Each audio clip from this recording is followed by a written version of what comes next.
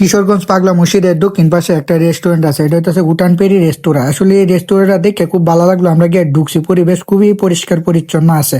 এখন কি দিছে আইটেমটি দেখে করলা ভাজি, মাছ ভাজি, শুরু মাছ ভাজি আর 3 ধরনের ভর্তা আছে। আমি যাচ্ছি ঠিক আছে, বইতাছি, বইয়ে থেকে অর্ডার টর্ডার দিতেছি, কারণ আমার উপরে চাপটা যাবো আর কি।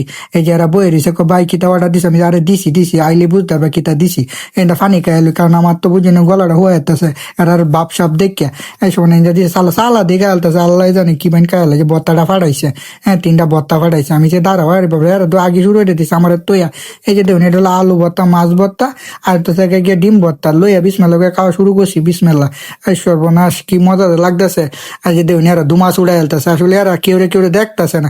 ডাইল ডুল লইয়া যে বা ফারি বাগাতে আমার যে ডাইল দিছে, দেখুন যে অল্প ডাল, আমি ডাইল কিন্তু ফাইতেছি না, যে কুইজা ফাই না ডাইল। আমি আবার আনাইছি ডাইলটা, বুঝছেন। এরা করছে কি জানেন, আমার তো আবার ডাইল এরা লইয়া ধরতেছে। আমার বুঝছো এক মাকে কিন্তু শীত জানা। আসল কথা কি জানেন, এই উঠানপেরি রেস্টুরেন্টটা যে আছে, এটা খাবার কিন্তু মানসম্মত। এই যে ডালের মজা কিন্তু শেষে আমি খাই আলছি। আপনারা কিন্তু এই আইলে উঠানপেরি রেস্টুরেন্টটা কিন্তু খাইবেন, কারণ এর খাবার দাবার মানসম্মত অনেক ভালো। আসলে আমি খাই ভালো লাগছে, তাই আপনারা কইলাম।